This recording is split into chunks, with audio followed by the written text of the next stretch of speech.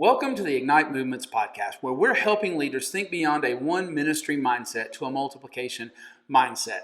Over the course of the podcast, if you followed us, we've talked about all kinds of different concepts. We've talked about starting new campuses. We've talked about how to start churches. We've talked about disciple-making mentality, decisions versus disciples. We've talked about crock-potting a new church, and we've touched on this issue that we're going to talk about today, but we haven't really hit it head on. And it's a huge question and a huge issue when it comes to starting a new church. And so we've discussed the whole big launch concept, right?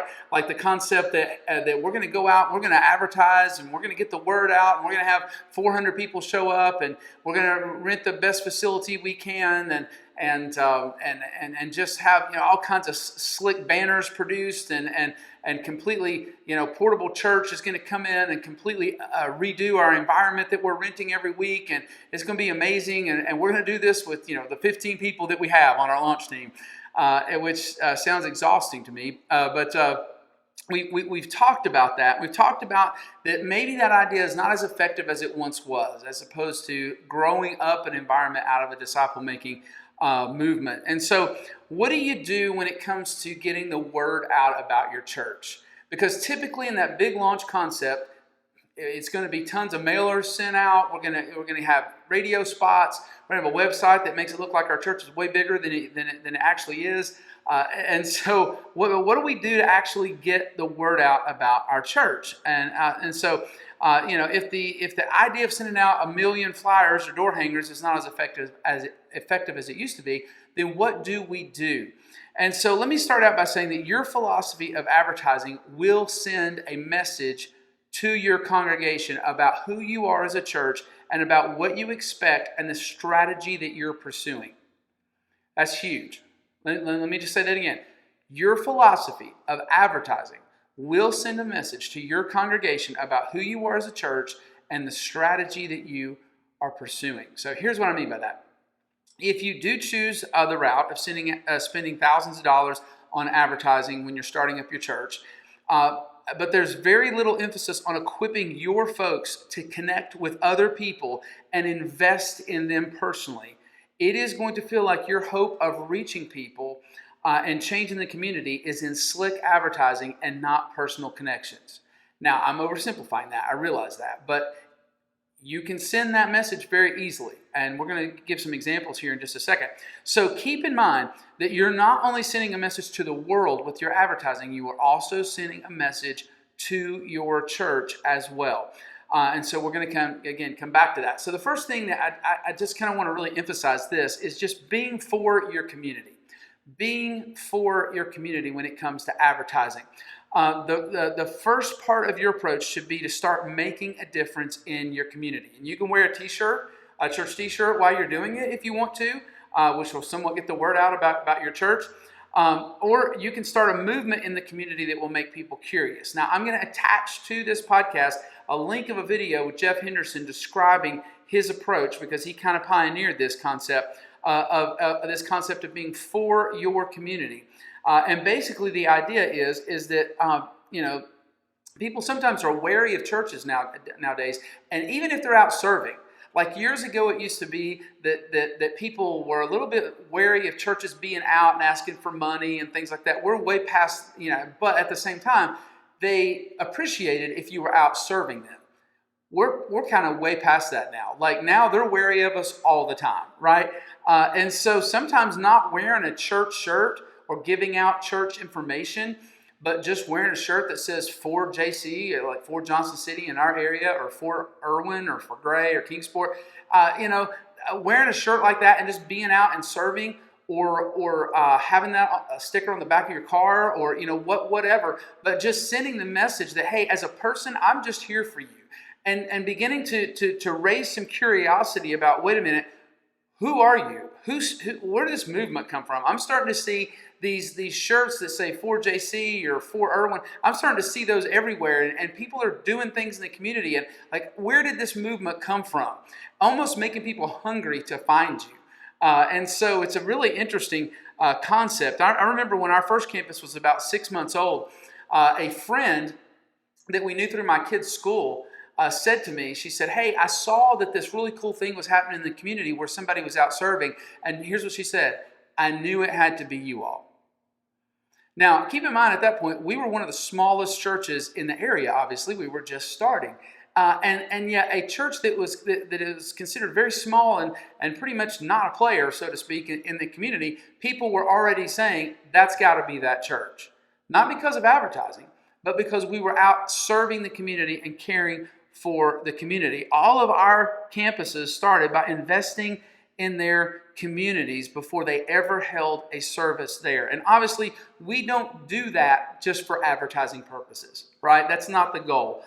We genuinely care about our community, but I will tell you, there's no more powerful advertising than when the rest of the community is doing word of mouth advertising for you because they see that you truly care about the community. So being for your community is one of the first things I would say is absolutely essential to this process. The second thing I would say is make it personal. Really, really important that your advertising is pinpointed and personal and intentionally so. And so this comes back again to where we started. When we started all of our campuses, we told our launch team we are not going to put hardly any money into random public advertising. We're just not going to. I mean, that's just completely counter to anything anybody tells you about church planting, right? They tell you, hey, just get the word out and do all this advertising. And what we found and what we felt was that those random public advertising campaigns are really best suited to attract disgruntled church members. That they're like, oh, there's a new church in town, looks cooler than my church. I think I'll give it a try. And I don't know about you, but I didn't get in this for that, right? To just attract disgruntled church members. I truly want to see our communities transformed by the gospel. And so, so, you know, that just really wasn't like what we wanted to do, right? And you got to keep in mind that for the most part, unchurched people are not looking for a church. That's important to understand. They're not just shopping for a church, and when they get the flyer in the mail, they go, oh, this is what I've been looking for. And so again, it kind of targets more church people who are disgruntled with their church. And it does still happen, right? If you just crush an advertising campaign, you're going to find somebody out there who is going to, you know, walk through the doors of your church and say, I don't know what I'm looking for, but I saw your advertisement and decided to come. It could happen. There are people who are just saying, man, I'm kind of at the end of my rope. I've tried everything I know to try. I'm going to try church today. It does still happen a little bit. More often than not, a person that just randomly walks into a church and isn't relationally connected is not going to stick. So picture this instead. You take all of your advertising resources and you put them into things that your people can pass on to the people that they are investing in. In our early days, that meant producing business card invites for every series. So whatever we were pushing at the time, whatever the series was, like we would produce business cards and just give them to people, and they would just have them on them. And as they were having conversations with people, they would say, hey, my church is actually doing something really cool right now, talking about this. Let me give you this, and I'd love to have you come along. Now we typically do more online stuff that they can share and they can put out and maybe even privately message to their friends. But the question is what can you put in the hands of your people that they could pass on to a friend that they would be excited about and that they would find value in? And so now you have that personal connection. Your advertising is not just random. It may actually come with a personal invitation from a friend who hopefully knows when to bring church into the conversation, because that's a whole nother question. Is a lot of times if you start with church, you turn people off. And if that person shows up to church, they're already connected. That's pretty awesome to think about, right? They already know someone who's going to introduce them to others, and they're going to be more likely to stick around. And you're not forcing a relationship with a random stranger. You know, hey, like now that you're here randomly from the flyer you got, I want you to try to get into this group and build some relationships. I want you to get together with this person who's going to follow you up, and you're trying to artificially grow relationships as opposed to organically continue relationships that were already there. I remember telling our launch team with the first campus, we're going to do this differently. Like you've seen churches start before, and you've seen all the advertising, and you've seen all that kind of thing, and we're not going to hardly do any of that. And I told them, I said, listen, what we're going to do is it's going to be up to you, right? It's gonna be the people that you reach out to. It's gonna be the people that you connect with, and that is what is going to grow this church. And if we don't do that, basically forcing the church to be missional, like, isn't that why we started a church? Right? I mean, did we start a church just to attract people who are bored with their church, or did we start a church to reach people? And so therefore, if we have a group, if we have a launch team that's not willing to go out and build relationships and reach people, then we're dead in the water from day one, right? And so the pressure continued to be on us as individuals. And I remember our second campus actually struggled with this concept a little bit. They had it in their minds, but there was one factor that kind of threw them off track, and that was their building was a nice building in a very good location in Johnson City. So very prominent. Everybody knew where it was. You can still say today what used to be in that building, and everybody knows where it is. It's right across from one of our Walmarts. I mean, it's very well located. And in the past, people used to think in terms of churches that location, that's all that matters, right?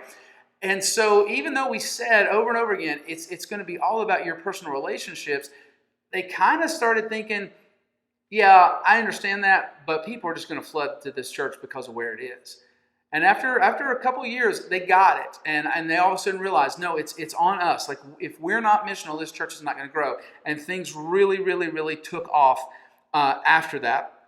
And so we always say we don't want our buildings to be hard to find, but it's not about location. Like, you don't want to have to describe, hey, you go down this holler and you turn here and you look for this and there's not a sign here, but you cross the bridge. And now, I mean, we would like to be in a decent location, but it doesn't matter as much if we're in a great location, because we believe people will come to our churches because of the relationships they have with the people that are in our churches. And so that saves us a lot of money in buildings as well. The third thing is just this: advertising for the sake of paving the way for relationships. And it's a little bit different. We're talking about being personal and equipping people personally to reach out to the people that they're connecting with. This is similar though. We have done some advertising, more than we did when we first started. Maybe a rotating billboard here or there, or just maybe a radio spot. Just every once in a while, we've done some of that kind of stuff. But what we're doing when we do those is to pave the way for the relational connections we're making in the community. And so as we've grown to several campuses, having a consistent brand helps people know what they're getting when we say we're planting a Northridge campus in their community. So that's that. There's some importance to that for people to understand. Oh, that's Northridge. Oh, that's what that is. And so we'll advertise our annual United Worship Night, where all of our campuses come together, because it's a crazy great worship night. We'll advertise Christmas and Easter. We advertise, if we do a party in the park downtown, or some outreach events, or some things like that. We will advertise when we rent out the water park, or things like that. All of those are opportunities for our people to invite people. And if they have seen the advertisement on a billboard or online, it gives the invitation more legitimacy. And that's the important thing to understand about this concept, is what you want is when your folks are connecting with people relationally, you want there to be some legitimacy. When it's time to say, hey, I think you would enjoy my church, you want to avoid that awkward moment where they say, yeah, I've never heard of that. And then you're trying to describe, oh, well, maybe you have, maybe you didn't know, we're the church that, and so it's trying to kind of avoid that. Years ago, I went to a pastor's conference at a really, really large Baptist church in a big metropolitan area. And they had billboards everywhere. Like, as soon as you're driving into town to check into your hotel, you're like, man, this church is everywhere. And they're on the radio, they're on billboards. And so I went to the advertising breakout because I was like, man, they seem really effective with their advertising. And the guy said something that shocked me. He said, we don't think our billboards or radio spots cause anyone to come. I was just like, whoa, you all spend a ton of money and you don't think anybody comes because of it? But here's what he said. He said, people come because of personal invitation. But when a person invites them and they already have a good impression and they already recognize the name, it helps the personal invitation. And so that's what we're looking for, right? It overcomes that awkward moment that we talked about earlier. And I can't reiterate enough, though, that as you take steps in advertising, keep the pressure on your folks. Keep telling them, hey, listen, I want to remind you that we're doing this to supplement your own personal investment in relationships. This is not in place of that. And then the last thing I would just say to consider with your team is just this: everything is advertising. Everything is advertising. So you have to keep that in mind all the time. Everything is advertising. If you have a church van, what that church van is out doing in the community is advertising. Years ago, we don't have church vans now, but years ago I worked for a church that did, and they called us one time and said, hey, somebody that was driving your church van was throwing trash out the window. Well, that's advertising, right? That's bad advertising, but it's advertising. The church T-shirts that you design are going to be worn out in the community, right? And so, therefore, like, that's going to send a message. So when you think about that and you think, oh, this is just a T-shirt for our youth retreat for the weekend. No. That's a T-shirt that other people are going to see. So design it with that in mind.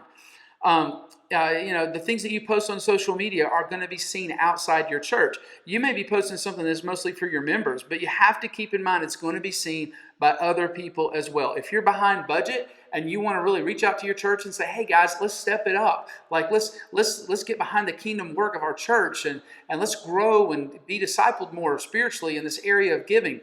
Like, that's great. Just keep in mind that if you post that, everybody's going to see that. So is that the fact that you're behind budget something you want to say to the world, or something you just want to say to your church? So it's important to think about those kinds of things. That might be better suited to an email to the congregation versus being posted online. And so make sure that the things that you post online also are good quality. Make sure that they send the right message for all audiences as well. Years ago, we switched from giving out coffee mugs to first-time guests to going with travel mugs.